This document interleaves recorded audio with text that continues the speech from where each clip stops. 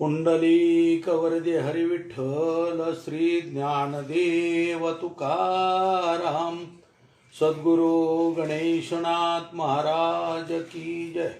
पंढरनाथ भगवान की जय। माऊली ज्ञानेश्वर महाराज की जय। हरे राम राम राम हरे हरे, हरे कृष्ण कृष्ण कृष्ण हरे हरे, हरे राम राम राम हरे हरे, हरे कृष्ण कृष्ण कृष्ण हरे हरे, हरे राम राम हरे हरे, हरे कृष्ण कृष्ण कृष्ण हरे हरे, हरे राम राम हरे हरे, हरे कृष्ण कृष्ण कृष्ण हरे हरे। पुंडलिका वरदे हरी विठ्ठल श्री ज्ञानदेव तुकाराम सद्गुरु गणेशनाथ महाराज की जय। माऊली ज्ञानेश्वर महाराज की जय। पंढरीनाथ भगवान की जय। प्रथम पूजनीय असणारे माझे सद्गुरु गणेशनाथ महाराज यांच्या त्रिशतकोत्तर समाधी सोहळ्याच्या निमित्तानं जे गेल्या वर्षीपासून आज तागायत दररोज गणेशनाथ महाराजांच्या गात्यातील एका अभंगावर एका महाराजांनी प्रवचन करायचं आमचे हरिभक्तपरायण दवन महाराज यांनी ठरवलेली जी युक्ती आहे त्या अगदी उत्तम प्रकारे गणेशनाथ महाराज आमच्या सर्वा करून हे करून घेण्याचा त्यांनी ठरवलेल्याप्रमाणे होत आहे सर्व। म्हणजे दवन महाराजांनी जे ठरवलेलं आहे ते सर्व गणेशनाथ महाराज करून घेतात आमच्याकडून। त्या निमित्तानं जे दवन महाराजांनी ठरवलेलं आहे की बाबा एका अभंगावर एक प्रवचन होईल आणि त्या प्रवचनाच्या निमित्तानं एक प्रकारे दवन महाराजांनी सर्वांना भक्तीला लावल्याचं कार्य केलेलं आहे। कारण प्रत्येक जण त्या अभंगाचं चिंतन करून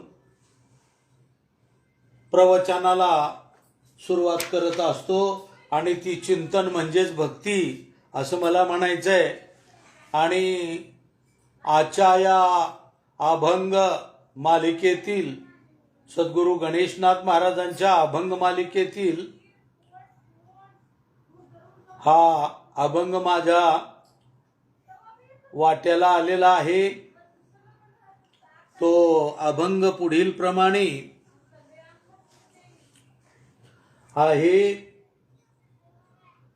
गुरुनाथा वाचोनी अनेक चित्ती मनी, तयाची जननी विडणी वांज, नको देवाता सर्वस्वाचा संग, झालोसे निसंग तुझे नामी, काम क्रोध दंभ अहंकार अभिमान, आलो याच्या भेने तुझ पाशी, आता एक करी विनंती अवधारी, कल्पना बाहेरी घाली देवा, गणेशनाथ म्हणे चरणी द्यावा ठाव, हाची माझा भाव तुझे संगे, नको देवाता सर्वस्वाचा संग, झालोसे निसंग तुझे नामी, याप्रमाणे हा अभंग मला प्रवचन सेवेसाठी मिळालेला आहे. हे माझं मी परमभाग्य समजतो आणि माझ्या बुद्धिमत्तेप्रमाणे या अभंगाचं थोडक्यात जेवढं काय मला सुचल, गणेशनाथ महाराजांनी या अभंगामध्ये काय सांगितलेलं आहे त्याचा उल्लेख थोड्या प्रमाणात माझ्या बुद्धिमत्तेप्रमाणे करावा असा मी विचार केलेला आहे. आपण जर पाहिलं आपल्या मतीप्रमाणे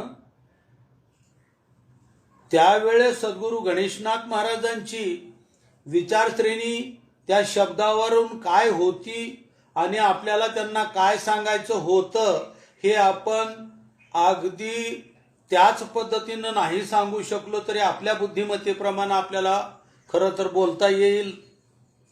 आणि काही अंशी का होईना सद्गुरू गणेशनाथ महाराजांना जे काय म्हणायचं होतं त्या अभंगाच्या माध्यमातून तेवढंच थोडं का होईना काही त्याचा अंग जरी स्पर्श, शब्दस्पर्श, अंगस्पर्श थोडाही जरी झाला तर आपल्याला त्यांच्यापासून तो बोध मिळेल आणि मिळणार आहे. म्हणून गणेशनाथ महाराजांची त्यावेळेसची तळमळ या प्रत्येक अभंगामधून दिसून येते आणि भक्तांनी त्यांचं कल्याण कशात आहे हे सांगण्याचा प्रयत्न सद्गुरू गणेशनाथ महाराजांनी प्रत्येक अभंगामध्ये भक्ताच्या फायद्याच्या गोष्टी नमूद केलेल्या आहेत. धावतं वर्णन जर या अभंगाचं आपण पाहिलं, गुरुनाथा वाचोनी अनेक चित्ती मनी, तयाची जननी विडणी वांज. गुरुनाथा वाचोनी दुसरं काही चित्ती मनी जर असल तर त्याची आई वांज राहिले असले तर चालेल, वांज राहिले असती तरी चालेल, चाललं असतं, पण असा पुत्र नको असं गणेशनाथ महाराजांचं म्हणणं या पहिल्या चरणामध्ये आहे.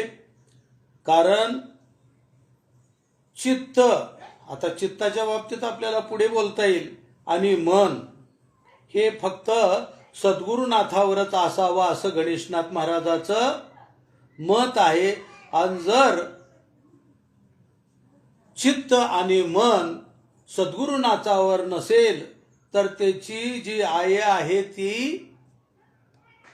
वांज राहिली असती तरी चालेल असं गणेशनाथ महाराजांचं पहिल्या चरणात मत असावं.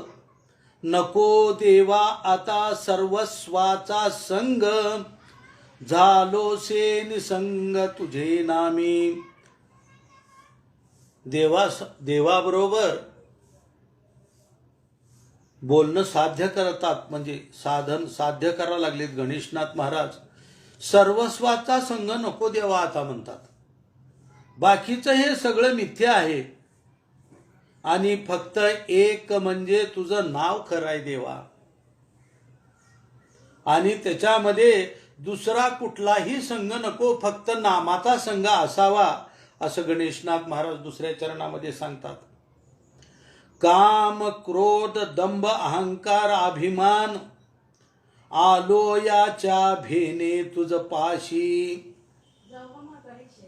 भयंकर अर्थपूर्ण हे शब्द सद्गुरू गणेशनाथ महाराजांनी आपल्यासाठी दिलेले आहेत. काम क्रोध दंभ अहंकार अभिमान, आलो याच्या भेणे तुझपाशी म्हणतात गणेशनाथ महाराज. कारण हे जर काम क्रोध दंभ अहंकार विकार जर पाठीमाग लागले, अभिमान जर तयार झाला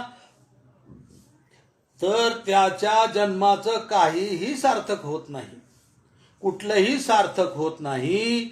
म्हणून त्याला भ्यावं लागतं या सडविकारांना. म्हणून देवा मी तुझपाशी आलो असं म्हणतात. आता एक करी विनंती अवधारी, कल्पना बाहेरी घाली देवा. याला कल्पना म्हणले गणेशनाथ महाराजांनी. आता एक करी, खरंच दुसरं काही करू नका म्हणले. देवा विनंती अवधारी, म्हणजे माझी विनंती स्वीकार करा आणि ह्या ज्या कल्पना माझ्या मनामध्ये आलेल्या आहेत त्या घालून द्या बरं का देवा. असं देवाबरोबर संवाद साधतात गणेशनाथ म्हणे चरणी द्यावा ठाव, हाची माझा भाव तुझे संगे.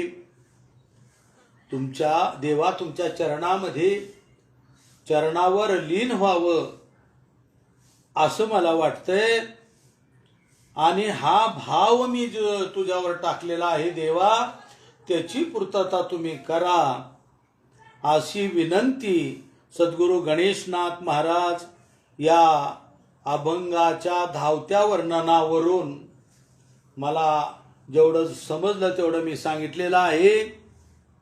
आता आपण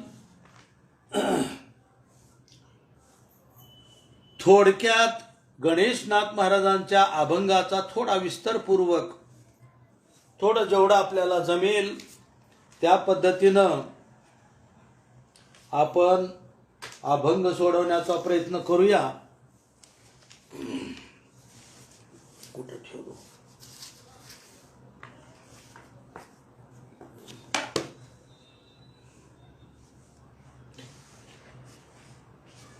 तर गुरुनाथा वाचोनी अनेक चित्ती आणि मनी, तयाची जिन जननी विडणी वांज. कुठे गेला तुका,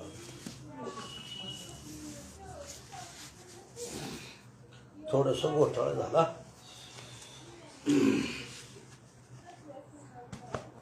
आता ठेवलं तुम्ही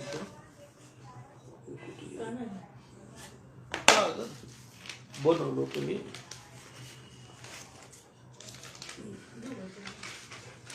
सापडतच नाही.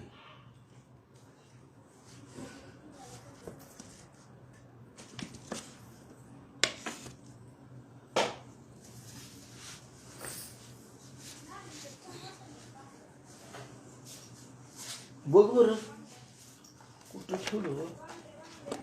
हाय हाय हाय.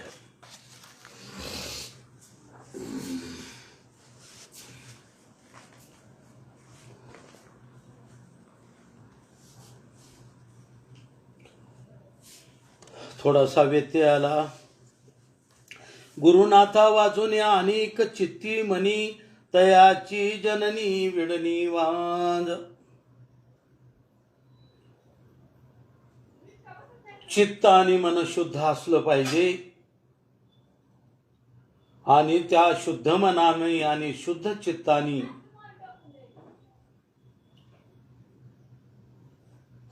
भगवंताचं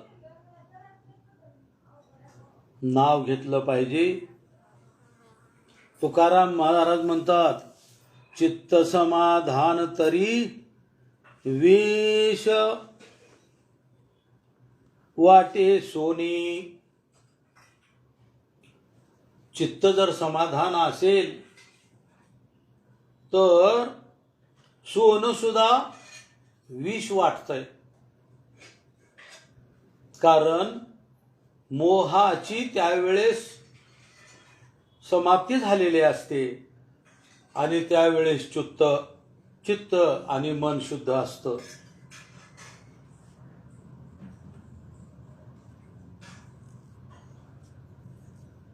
तर आणखीन एक तुकाराम महाराज म्हणतात, चित्ती बैसले चिंतन नारायण नारायण, न लगे गोड काही आता अनेक दुसरे सर्वत. कधी गोड लागत नाही. चित्त आणि मन हे जर शुद्धीकडे गेलेलं असेल तर. दशेंद्रियामध्ये मन 11 आहे हे सर्वांना माहिती आहे आणि ते मन 10 इंद्रियाला कामाला लावतं म्हणे, इतकं त्याचं महत्व आहे. महत्व म्हणण्यापेक्षा तो राजा आहे. मन हे राजा आहे या 10 इंद्रियाचा. या 10 इंद्रियांना तो कामाला लावतो. मन काय कामाला लावतो? मन जर शुद्धतेकडे जर असेल तर भगवंताचं भजन, आणि अशुद्ध जर असलं मन तर बाकीच्या चोऱ्या मोऱ्या काय पण करायला लावतं. तर सद्गुरू गणेशनाथ महाराजांना या ठिकाणी सांगायचंय की ज्यांचं चित्त आणि मन शुद्ध आहे त्यांनी भगवंताचं नामस्मरण केल्यानंतर त्याचं काय होईल? जो निसंग होईल. निसंग होईल म्हणजे बाकीचा संग कुठलाही करणार नाही त्याचं मन. नको देवा आता सर्वस्वाचा संग झालोसे निसंग तुझे नामी. पण नामाचं महत्व स्वरांनाच माहिती आहे हो. परत परत सांगायची सुद्धा गरज नाही. नामाचं किती महत्व आहे. नाम तुझे नारायण फोडी पाषाणाला पान, सर्वांना माहिती आहे.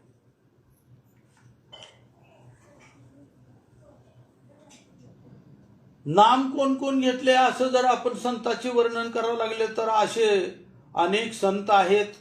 त्यापैकी आमचे संत गोरोबा काका यांचं जर नाम घेण्याची पद्धतीचं सर्वांना माहिती आहे की त्यांच्या पत्नी या पाणी आणायला जाता जाता हे चिखल तुडवत असतात गोरोबा काका. आणि चिखल तुडवता त्यांच्या पत्नी म्हणाल्या की आपण जरा माझ्या मुलावर लक्ष ठेवा, मी पाणी घेऊन येते. अशी विनंती करून त्या माता पाण्याला जातात आणि मूल खेळत खेळत येऊन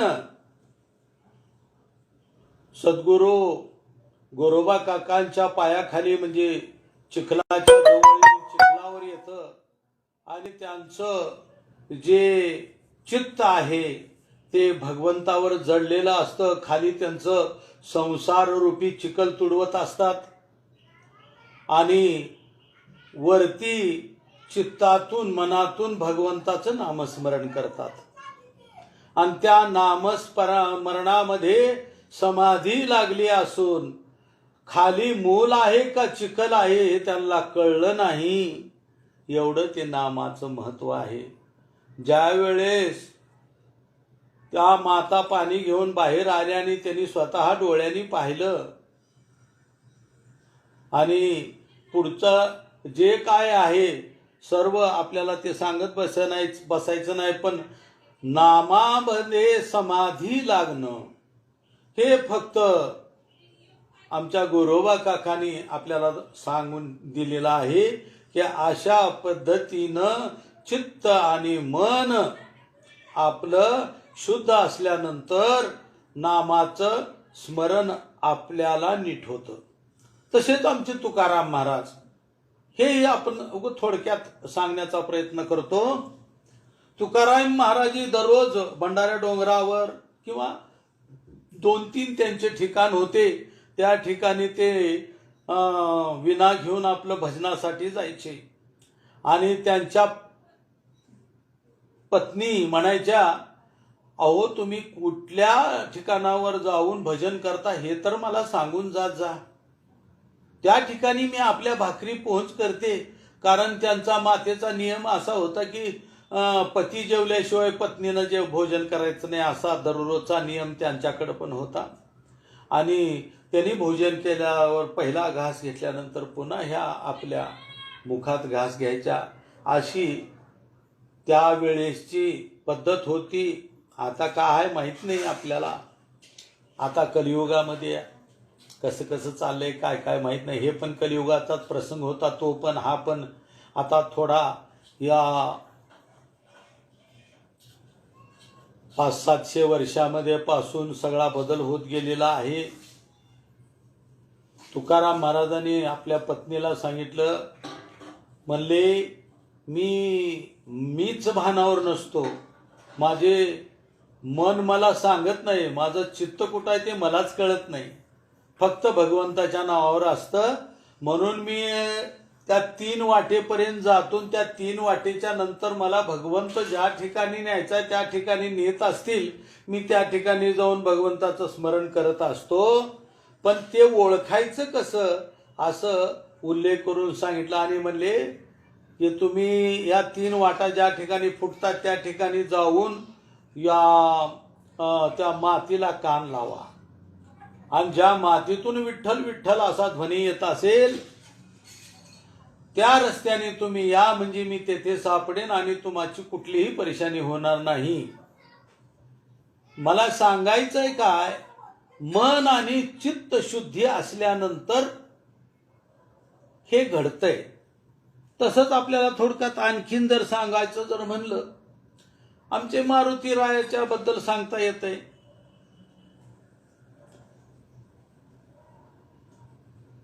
मारुती राय ज्या वेळेस श्रीरामाचं नाम घेतात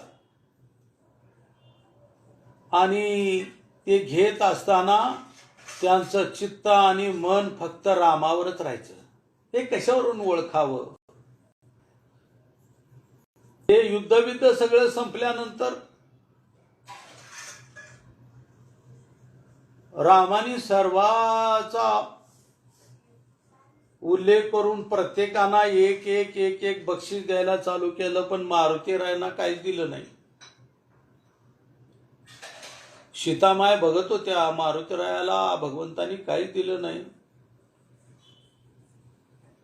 त्यांच्या मनात आला, चला त्यांनी नाही दिलं तर आपण द्यावं, म्हणून त्यांनी स्वतःच्या गळ्यातला तो हार काढला आणि सीतामाई जवळ ठेवला, दिला. सीतामाईनं तो हार दिला आमच्या मारुती रायाला. मारुती रायाने आपलं एक एक मणी फोडायला चालू केलं आणि त्याच्यात पाहिलं, आणि ते फोडून तो एक एक मणी, म्हणजे ते करोडो रुपये म्हणण्यापेक्षा एक एक विभागाची किंमत त्या एका एका मनाची होती, असा तो हार होता. आणि ते फोडत होते आणि असं पाहून ते खाली टाकून देत होते. सीतामाईनं पाहिलं, काय म्हणले ही मारुतीराय काय करत आहेत, मणी फोडतायत, टाकून देत आहेत, हे तर खूप महागाचा मोलाचा हार आहे. मी खूप मारुतीरायाने उत्तम कामगिरी केली म्हणून दिल्या, त्यांना बक्षीस दिलाय, पण त्याने ते मणी फोडतायत म्हणले. मारुतीरायाच्या मला सांगायचंय काय, मारुतीरायाच्या चित्तात आणि मनात काय होतं, फक्त राम नाम, रामनामाची त्यांना गोडी होती. ते राम माझा दिसत नाही यामध्ये, म्हणून ते मणी फोडून टाकून देत होते.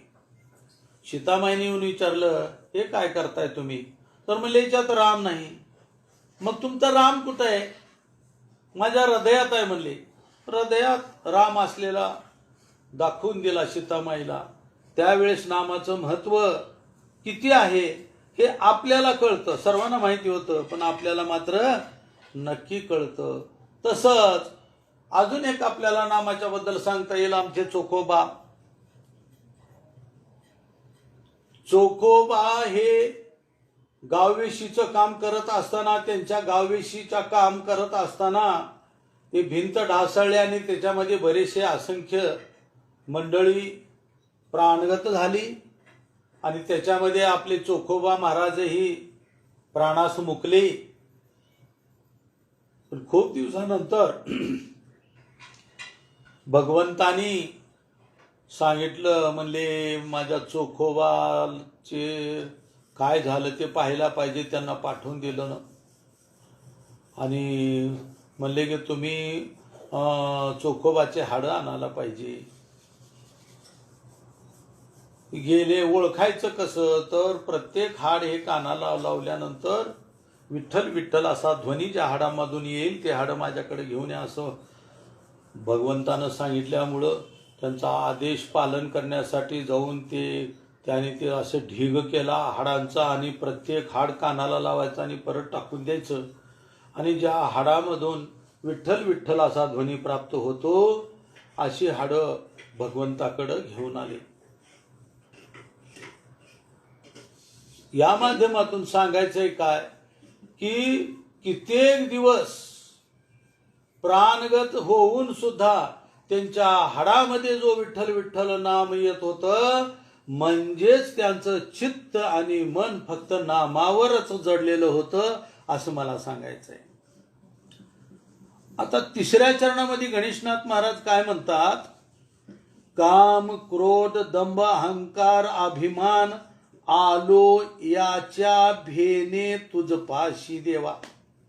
देवा नाही इथं गाथ्यामध्ये पण आलो असं म्हणतात. भेने तुझ पाशी आलो कारण याची भीती वाटते. कारण काम आणि क्रोध अहंकार आणि अभिमान ह्याचं विश्लेषण करून सांगण्यापेक्षा एकाच शब्दामध्ये आपल्याला बोलता येईल. कोणत्या शब्दामध्ये? स्वतः माझे गणेशनाथ महाराज म्हणतात, काम क्रोधे वेढीला माझा देह तुझे भजन कैसे गडोप आहे. काम क्रोध वेडीला माझा देह तुझे भजन कैसे घडोप आहे. ज्याच्या अंगामध्ये काम क्रोध मोह जे भरलेला आहे त्याला भजन कसं घडल हो असं स्वतः माझे गणेशनाथ महाराज सुद्धा म्हणतात. कारण रजोगुणापासून उत्पन्न होणारा हा अहंकार अभिमान आपल्याला थोडक्यात बोलायचं झालं तर दुर्योधनामुळे जसं महाभारत घडलं त्याप्रमाणे दुर्योधनाकडं रजोगुणापासून उत्पन्न होणारा अहंकार निर्मिती झाली आणि त्याच्याबद्दल महाभारत घडलं बरं का. बाकीचं विश्लेषण सांगण्याची गरज नाही, सर्व जाणते मंडळी आहेत. त्यामध्ये तुकाराम महाराज म्हणतात, अहंकार तो नासा भो भेद जगी निंद ओवळ. अहंकार तो नासा भेद जगी निंद ओवळ. तसंच ज्ञानेश्वरीमध्ये 18व्या अध्यायामध्ये माऊलीने खूपच मार्मिक खुलासा केला आहे. त्याच्यामध्ये 53वा श्लोक आपल्याला पाहायला आवडेल. अहंकारम बलम दर्पम कामम क्रोधम परिग्रहम. अहंकार बल गर्व काम क्रोध.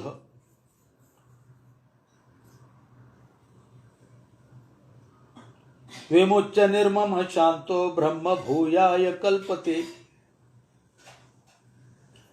अहंकार बल गर्व काम क्रोध वर प्रहग्र सोडून ममत्व रहित व शांत झालेला असा पुरुष ब्रह्मस्वरूप होण्यास योग्य होतो असं माऊलींनी 18व्या अध्यायामध्ये सांगितलेलं आहे.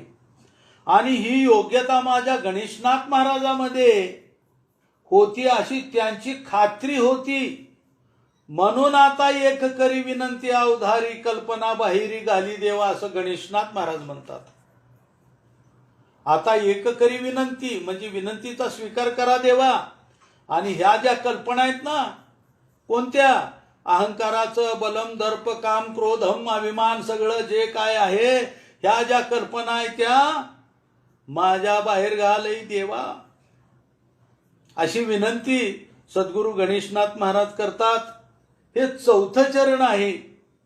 पण आपण जर थोडस या अहंकाराबद्दल बोलायचं जर विचार केला तर अहंकार हाच रजोगुणापासून उत्पन्न होतो.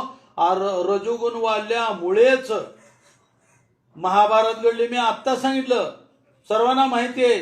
पण अहंकार वाढला की क्रोधाची उत्पत्ती होते आणि तुकाराम महाराज म्हणतात की अहंकार तो नासा भेद जगी निंदक के ओवळ. आत्ताच बोलून गेलो मी. ज्ञानेश्वर माऊली म्हणतात क्रोधा ऐसा महादोखू जयाचा देखा परी पाखू भजी जो तवा धिकोरिता होय जो. किंवा आणखी एका श्लोकात म्हणतात मुळाचे तोडणे जैसे होय का शाखो देशे कामू नाशिले निनाशे तैसा क्रोध हो.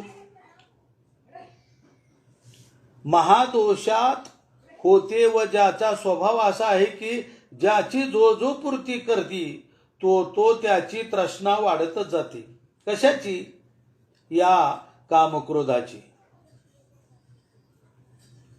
अशा त्या कामाचे समूळ निर्दालन केले आहे व ज्या कारणामुळे त्याचे कार्य जो क्रोध त्याची ही सहज झाली. काय झाली? वाढ झाली. वृक्षाची मूळ तोडण्यात शाखांनी मरावे हा हेतू असतो तसा कामाच्या नाशाने त्याच्या शाखेसारखा असलेला क्रोधही नाश पावतो. जसं मुळाला तोडलं म्हणजे अहंकाराला तोडलं की क्रोधाचा सुद्धा नाश होतो असं माऊलींना सुद्धा सांगायचंय. या तोडक्या मोडक्या शब्दामध्ये मला तेवढं काय श्लोक जरी बोलता नाही आला तरी पण माझ्या मनात जे आपल्याला थोडंसं जे माझ्या बुद्धिमत्तेप्रमाणे सुचवायचं होतं ती सुचवण्याचा मी प्रयत्न केलेला आहे. तर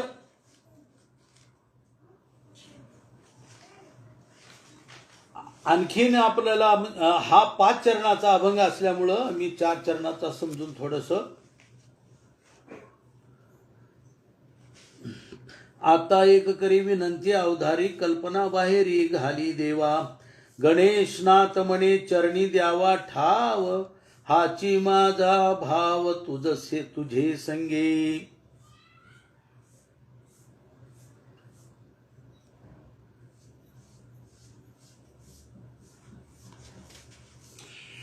तरी या अभंगाच्या शेवटी गणेशनाथ महाराज म्हणतात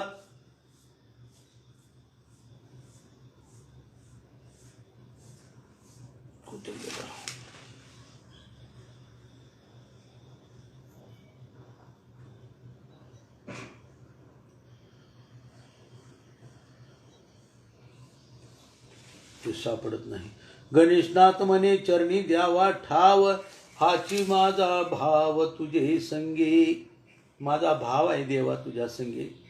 काय तर आता सर्वसाचा संग मला नको देवा आणि मी निसंग झालोय. तुझं नाम आणि माझा काम क्रोध दंभ अहंकार हा याच्या भेने मी तुझ्या पाशी आलो आहे. म्हणून तुम्ही मला तुमच्या चरणी ठाव द्यावा.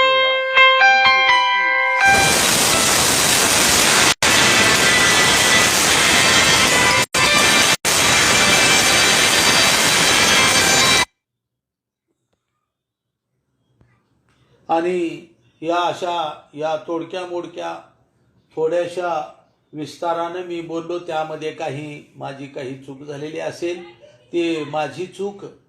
आणि जे काही थोडं बहुत जे विस्तारात व्यवस्थित बोललो असेल ते आपण घ्यावं. आणि या अहंकाराला बलाला दर्पाला अभिमानाला क्रोधाला शांत करण्याची प्रवृत्ती आपल्याकडे सुद्धा येण्यासाठी आपण नामाचा जो सहारा आहे तो अगदी निरंतर घ्यावा. आणि एवढंच मी आपल्याला सांगू इच्छितो. आणि गणेशनाथ महाराज चरणी ही सेवा अर्पण करून आपली सेवा या ठिकाणी थांबवतो.